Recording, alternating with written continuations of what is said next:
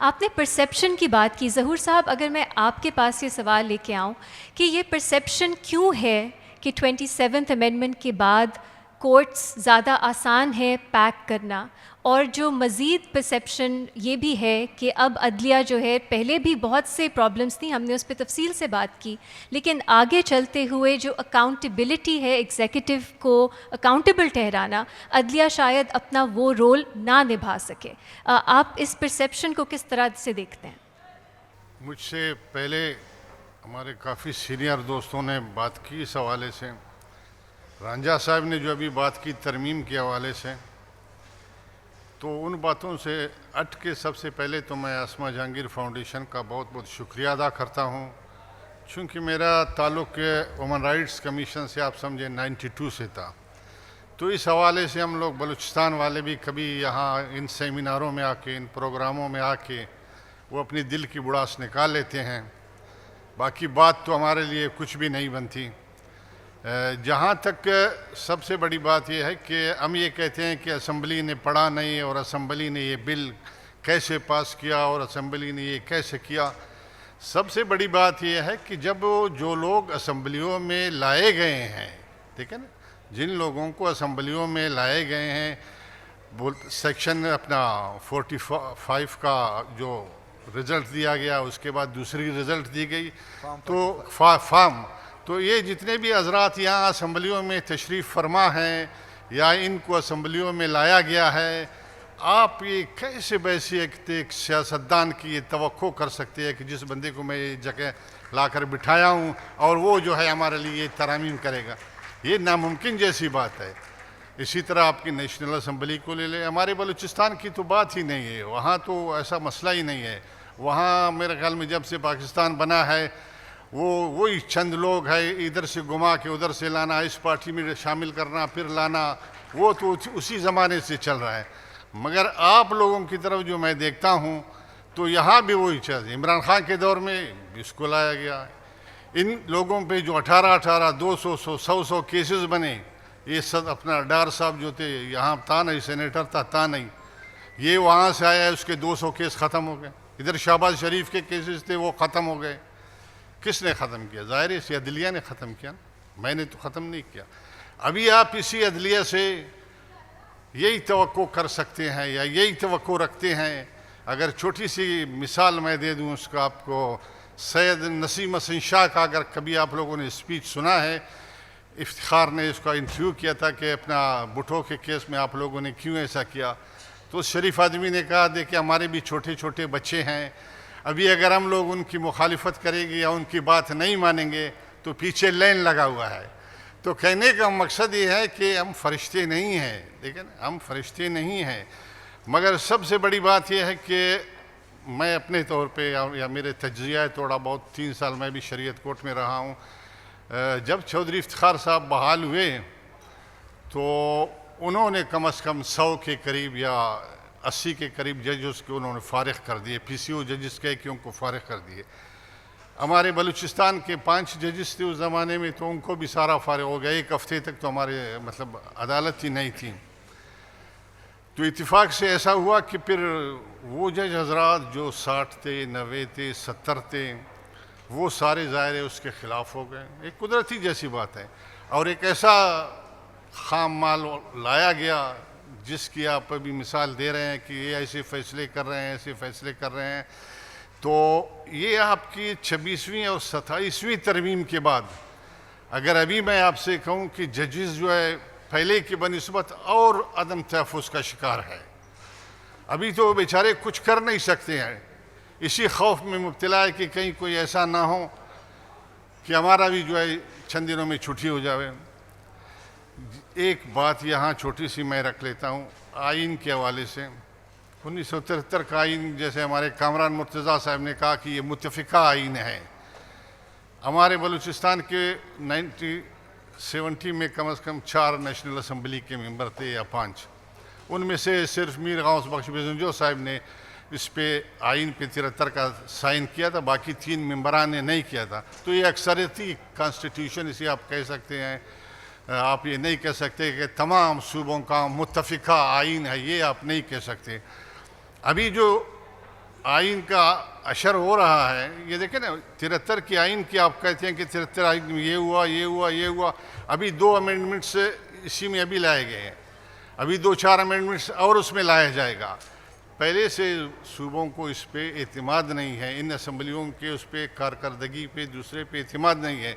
अभी जो बड़े बग़ैर पढ़े आप 30-30, 35-35 अमेंडमेंट करके ले आते हैं, ये तो वो फिर 73 का आइन नहीं रहता, इसकी वो शक्ल ही नहीं रहती। तो जैसे हमारे आप समझे इस्टेब्लिशमेंट ही कहेंगे हम उसको, बहुत से दोस्त खौफ की वजह से उनका नाम नहीं लेते हैं, वो एक अलग मसला है, ना लें। मगर हकीकत में जो काम हो रहा है ना, वो उस जानिब से सारा काम हो रहा है। अभी देखें ना, हमारे जज साहब काबिल एहतराम हैं, मुझसे बहुत सीनियर हैं, बहुत अच्छी बात की कि हमने 2600 केसेस का फैसला किया। यही तो आप लोग सुप्रीम कोर्ट में थे, क्यों वहाँ क्यों आप फैसला नहीं करते थे? वहाँ भी तो आप फैसला कर रहे थे। 17 जजेस को आपने 34 जज बना दिया, वहाँ भी आप इसी स्पीड में केस कर लेते थे ना। वहाँ आपने वो काम नहीं किया, यहाँ आके आप इतने स्पीड में काम कर रहे हैं। तो इसका कहने का मकसद ये है कि आप यहाँ सुने बगैर, आप यहाँ मेरिट को टच किए बगैर, आप सिर्फ जो है मतलब गवर्नमेंट को खुश करने के लिए, मैं साफ साफ कहता हूँ कि आप गवर्नमेंट को खुश करने के लिए देन एंड देयर केसेस का फैसला करते थे। मगर आप जो यहाँ फैसला कर रहे हैं, तो आपके इन फैसलों से सुप्रीम कोर्ट के जजेस बदल हो रहे हैं। वहाँ फिर वो चीज़ नहीं रहेगी। एक नई कोर्ट वजूद आई है, तो वो बेचारे वहाँ उस दिल से काम नहीं करेंगे। तो ये तमाम चीज़ें जो है हमें मद्देनज़र रखनी चाहिए। सिर्फ ये नहीं कहना चाहिए कि ये जजेस आ गए तो इतनी स्पीड में काम कर रहे हैं और वो जजेस जो थे पहले काम नहीं कर पा रहे थे, ये बात है। दूसरी छोटी सी हमारी अपनी बलूचिस्तान के हवाले से मैं बात रखूँगा आपके सामने। एक ही हमारे महमूद खान चिकजई साहब अभी यही जो जिस हवाले से ये आइन आपका मौजूद है, जिस भी शक्ल में है, वो हमारे बलूचिस्तान से भी आए हैं इसको बहाल करने के लिए कि आइन को बहाल करो, आइन को बहाल करो। अगर चूँकि उन्होंने देख लिया कि हालात इस नच को पहुँच गए हैं कि अभी मज़ीद कुछ हो नहीं पा रहा है कि चलो ले दे के वो जो बनाए ढांचा उसको तो बहाल किया जाए। अभी इसका एक ही सिक्का मैं आपको हवाले से यहाँ बात करूँगा। आर्टिकल 8 से 28 तक ये सारे फंडामेंटल राइट्स है, इसमें सिर्फ आप 10A की मैं बात करूँगा आपके साथ। चूँकि हमारे बलूचिस्तान में जो हालात आजकल चल रहे हैं, अपना कादिर साहब यहाँ बैठे हैं, अटारनी जनरल ऑफ पाकिस्तान था, तो उन दिनों में मैं हाई कोर्ट बार एसोसिएशन का प्रेसिडेंट था। 2012 से लेकर चौधरी इफ्तिखार के ज़माने में चला रहे थे ये लापता अफराद के हवाले से केस। तो कादिर साहब की ज़ाहिर है चौधरी इफ्तिखार के साथ हमेशा मतलब वो चल रहा था, हमेशा पेशी में दिन जब पेश होते थे तो हमारी मुखालिफत करते थे। हम अक्सर कहते थे कि कादिर साहब, चौधरी इफ्तिखार साहब और आपकी मुखालिफत अपनी जगह पे दुरुस्त है, मगर ये बलूचिस्तान के हवाले से हमारे ऊपर थोड़ा रहम करे, हमारे ये जो लोग हैं इनको थोड़ा मंजर आम पे ले आएँ। तो अक्सर माहौल जो था हमेशा जज्बाती हुआ करता था। इवन जब जिस दिन चौधरी इफ्तिखार साहब रिटायर हो रहे थे तो बलूचिस्तान बदअमनी केस रखा हुआ था। तो ऐसे बातों में कादिर साहब का और चौधरी इफ्तिखार साहब का फिर झगड़ा हो गया। और उसने क्या किया, कादिर साहब ने एक जेब से अपना अखबार निकाला, ऐसा दिखाया उसको, उसने जो दिखाया तो चौधरी साहब ने कहा कि मैं अभी आपको कंटेम्प्ट ऑफ कोर्ट दे दूंगा। अब ये मतलब आप 2-4 घंटों के बाद वो फारिग हो रहे हैं। तो इसके बाद फिर माहौल इंतहाई जाके ख़राब हुआ और उसके बाद फिर हालात चलते गए। और सबसे बड़ी बात यह है कि चौधरी इफ्तिखार साहब या जुडिशरी के हवाले से जब हम बात रखते हैं, जुडिशरी ने भी अपने दौर में आप समझे कि अगर सीमेंट भी महंगा हो गया तो आपने जाके उनको सारे लोगों को नोटिस दे दिया। अभी यूसुफ रज़ा गिलानी जैसे बंदे को असम्बली ने बहाल के वज़ीर आज़म बनाया, आपने 2 मिनट में उसको फारिग कर दिया। तो आप अपने वो कद और कामिट से और इख्तियारात से तजावुज़ कर गए। इससे हर बंदा नाराज़ था। आपके 100 जजों को उन्होंने फारिग किया। हमारे बलूचिस्तान से उसका ताल्लुक़ था, मगर बुनियादी बात यह है ये चीज़ें दिल में बंदा रखते हैं कि ये चीज़ें हो रही हैं।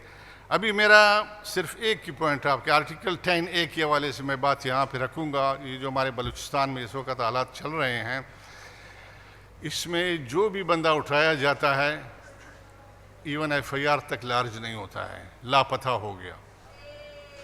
लापता हो गया। भाई लापता हो गया तो आप एफआईआर दर्ज करें। अगर उस शख्स के फैमिली वाले ये कह रहे हैं कि इसको फिलाने दिन उठाया गया है, अगर आप कहते हैं कि वो किसी दूसरे मुल्क में चले गए हैं या अपना वो आपके ख़िलाफ़ लड़ रहा है या जो कुछ भी कर रहा है, इसका कानूनी तरीका तो यही होता है कि एफआईआर दर्ज करना, आप ये ज़िम्मेदारी बनती है कि आप उनके ख़िलाफ़ एफआईआर दर्ज करें। उसके बाद आप तफ्तीश करें और तफ्तीश के बाद अगर वो किस केस में मुलविस पाया जाता है, वाकई उसने वो जुर्म किया है, तब तो आप उसको सज़ा दें। आप तो ऐसे करते हैं कि आप हर बंदे के घर पे जाके रेड करते हैं, 40-40, 50-50 बंदों के साथ, न कोई न कोई पूछने वाला ही नहीं है। अभी आपने सीटीडी बनाया है, मैं जज हूँ, रिटायर जज हूँ, मेरे घर पे गार्ड बैठा हुआ है, आपने 50 बंदों के साथ मेरे घर पे आके छापा मारा, फिर दूसरे दिन आप बोलते हैं कि मुझसे गलती हो गया, मैं आपसे माफ़ी चाहता हूँ।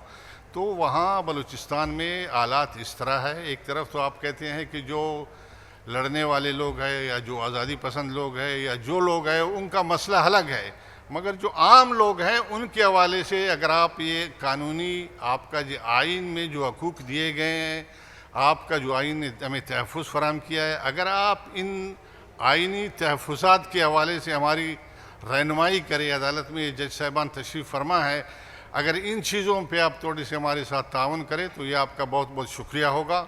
इन्हीं गुजारिशात के साथ मैं आप तमाम दोस्तों का शुक्रिया अदा करता हूँ।